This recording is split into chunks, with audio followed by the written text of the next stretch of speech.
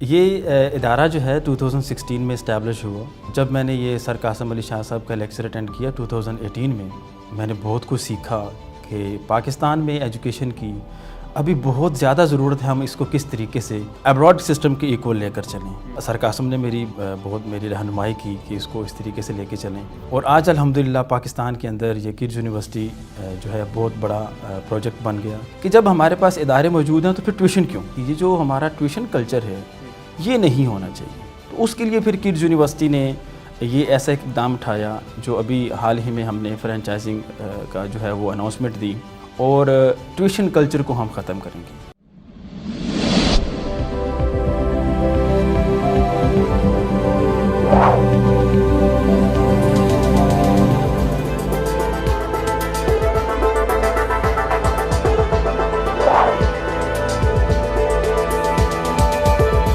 السلام علیکم ناظرین، میں ہوں علی رحمان خالد. آج جو شخصیت ہمارے ساتھ موجود ہیں انہوں نے 5 سال پہلے اپنا ایک ادارہ کڈز یونیورسٹی کے نام سے بنایا تھا. ان کا ویژن یہ تھا کہ وہ تعلیم اس انداز میں دیں کہ بچوں کو بعد میں ٹیوشن پڑھنے کی ضرورت پیش نہ آئے. اسی ویژن کو لے کے وہ آگے چلے اور اس کے بعد انہوں نے اپنی تلاش میں قاسم علی شاہ صاحب کا ایک لیکچر سنا اور اپنے ادارے میں انوویشن ایڈ کی. اس انوویشن کو ایڈ کرنے میں انہوں نے کیا یہ کہ آن لائن کلاسز کا بھی آغاز کیا. آئیے ان سے ملتے ہیں اور جانتے ہیں ان کے کام کے بارے میں اور ان کے ادارے کے بارے میں. بہت بہت شکریہ ملک ظفر اقبال صاحب آپ کی تشریف آوری کا. سب سے پہلے تو میں آپ سے یہ جاننا چاہتا ہوں کہ آپ نے 2 سال پہلے اپنی تلاش میں قاسم علی شاہ صاحب کا ایک لیکچر لیا. وہاں سے آپ کو اتنی موٹیویشن ملی کہ آپ نے جو اپنا ایک تعلیمی ادارہ بنایا کڈز یونیورسٹی آن لائن کے نام سے، آپ نے اس میں ایک انوویشن کی اور آپ نے آن لائن کلاسز کا بھی وہاں پہ آغاز کیا. یہ سب کیسے ہوا؟ Thank you very much. سب سے پہلے تو میں مشکور ہوں قاسم علی شاہ فاؤنڈیشن کا جنہوں نے یہاں پر بلایا. تھینک یو ویری مچ. یہ ادارہ جو ہے 2016 میں اسٹیبلش ہوا پاکستان کے ایک ڈیزرونگ ایریا میں. بٹ میں نے کافی ریسرچ کی اس حوالے سے. تو جب میں نے یہ سر قاسم علی شاہ صاحب کا لیکچر اٹینڈ کیا 2018 میں تو پھر ڈیفینیٹلی مجھے بہت بڑی موٹیویشن ہوئی. میں نے بہت کچھ سیکھا کہ پاکستان میں ایجوکیشن کی ابھی بہت زیادہ ضرورت ہے. ہم اس کو کس طریقے سے جو ہے وہ ایبراڈ سسٹم کے ایکول لے کر چلیں. تو الحمدللہ سر قاسم نے میری بہت زیادہ موٹیویشنز کی، بہت میری رہنمائی کی کہ اس کو اس طریقے سے لے کے چلیں. اور آج الحمدللہ پاکستان کے اندر یہ کڈز یونیورسٹی جو ہے بہت بڑا پروجیکٹ بن گیا.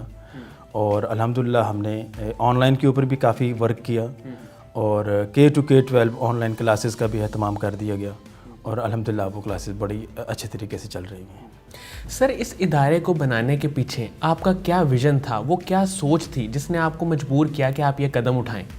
اس میں چونکہ پاکستان کے اندر جتنے بھی ادارے کام کر رہے ہیں، جب بھی طلباء ہمارے تعلیمی سیشن میں جا رہے ہوتے ہیں تو آفٹر اسکول ٹائم پھر ان کو ایک ٹیوٹر کی ضرورت ہوتی ہے. تو when I was studying in 1998 in a DCOM، تب میں بھی ٹیوشن پڑھتا تھا. تب مجھے بھی یہ ایک کویسچن جو ہے میرے مائنڈ میں تھا کہ جب ہمارے پاس ادارے موجود ہیں تو پھر ٹیوشن کیوں. تو اس کو میں نے کافی ریسرچ کیا اور ریسرچ کرنے کے بعد میں نے یہ نتیجہ اخذ کیا کہ یہ جو ہمارا ٹیوشن کلچر ہے یہ نہیں ہونا چاہیے. جب سکول موجود ہے، سکول میں اچھے ٹیچر موجود ہیں، تو پھر ہم جو پیرنٹس کے اوپر ایک اوور برڈن ہو جاتے ہیں آفٹر دا اسکول ٹائم.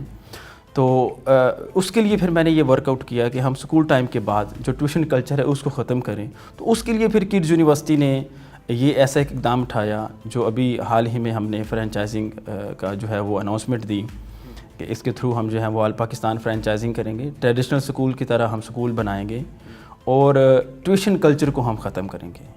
اور ایک جو پاکستان کے اندر جو ایجوکیشن کے اندر لیپ ڈاؤنس ہیں ان کو ہم نے دیکھنا کس طریقے سے ختم ہو. تو اس پہ ہم نے ورک کیا کہ ہم آفٹر اسکول ٹائم انہی ٹیچرز کے ساتھ جو بچوں کو ٹیچ کر رہی ہیں وہ اسکول ٹائم کے بعد اپنے ٹیچر سے کنیکٹ ہوں یا ہمارے کارپوریٹ ٹیچر سے اپنے رہنمائی لے کر فری آف کاسٹ جتنے بھی سیشنز ہیں وہ اٹینڈ کریں، اپنے ایجوکیشن کو امپروو کریں.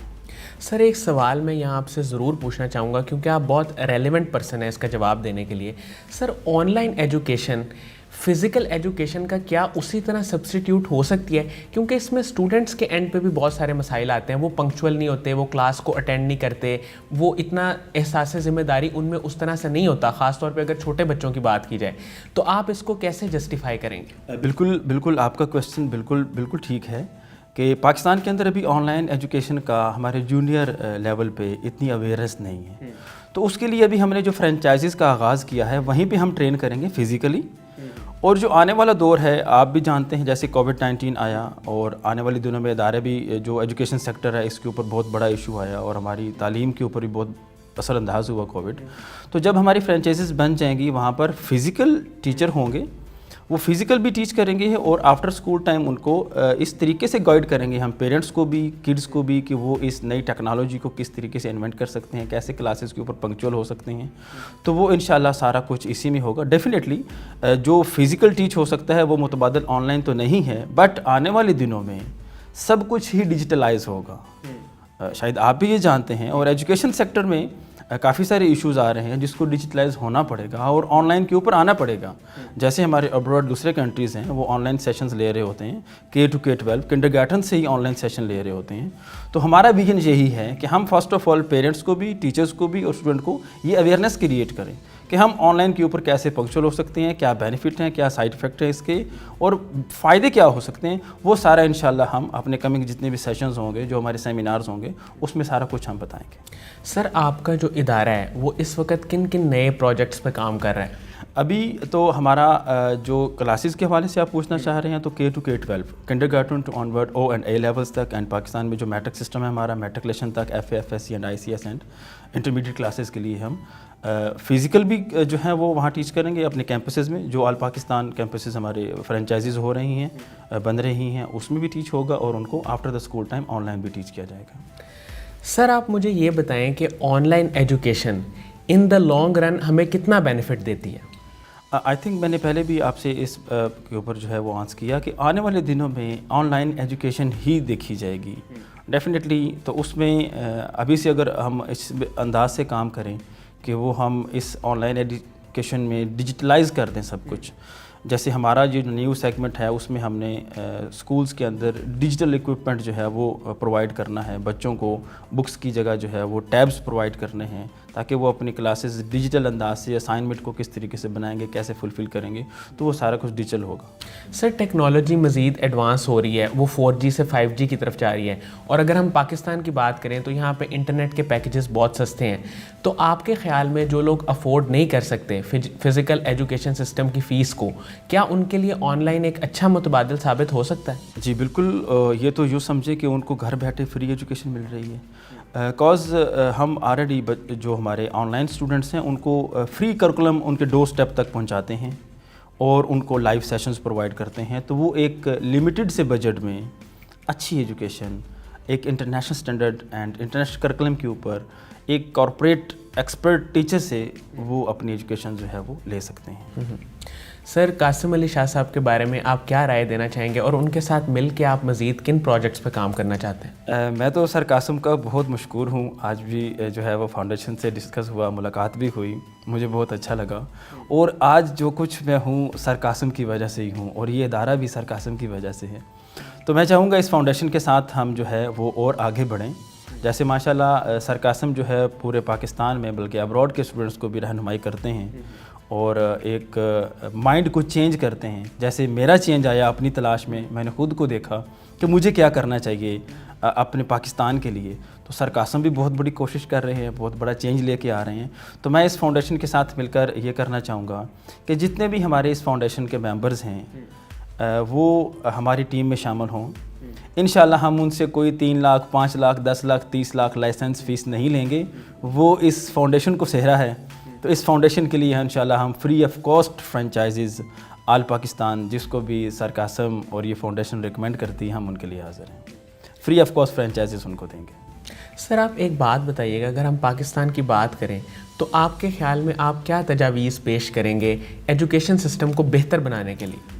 میں تو سب سے پہلے تو یہ تجویز دوں گا کہ یہ جو پاکستان میں ایجوکیشن سسٹم ہے، جو ہمارے نیو پپلز ہیں، جو ہمارے چھوٹے معصوم بچے ہیں 3 ایئر ایج میں، ان کو اوور برڈن کیا جا رہا ہے، بیگ ان کو کافی ہیوی دیے جا رہے ہیں. ہمارے گریڈ 1 کے جو کڈز ہیں ان کو اتنا ہیوی بیگز اور اوور کریکولم دیا جا رہا ہے، وہ اوور برڈن بن رہا ہے. اس کے اوپر جو ہماری سرچ ہے، ہماری ویب سائٹ پہ جب ہمارے جتنے بھی ویورز ہیں وہ تشریف لائیں گے دیکھیں گے، تو ہم نے وہ ٹوٹلی ہی وہ بیگ کا جو اتنا بڑا بھاری بھرکم سسٹم ہے اس کو ختم کر دیا. تو ڈیفینیٹلی جو ہمارے نیو پپلز ہیں ان کو بہت ایزیلی وہ اسکول آ سکتے ہیں اور نیو ٹیکنالوجی کو ارلی سٹیج پہ سیکھ سکتے ہیں. اور آنے والے دنوں میں جیسے میں نے پہلے ذکر کیا کہ آنے والے دنوں میں on line education he improvement میں جائے گی، اسی کے اوپر ہی فوکس ہوگا. تو وہ ہماری نیو جنریشن جو ہے وہ اسٹارٹ اپ سے ہی ایک نئی ایجوکیشن سیکھنا شروع کر دے گی. یہ بیگ سسٹم جو اوور برڈن ہو رہا ہے، جو زیادہ بکس دی جا رہی ہیں، ان سے وہ استفادہ حاصل کر لیں گے. بہت شکریہ ملک ظفر اقبال صاحب آپ کی تشریف آوری کا. ناظرین، مجھے امید ہے کہ جو لوگ آن لائن ایجوکیشن کے بارے میں جاننا چاہتے تھے اور ان کے ادارے کے بارے میں جاننا چاہتے ہیں، ان کے لیے انٹرویو بہت ہی مفید ثابت ہوا ہوگا. اللہ حافظ.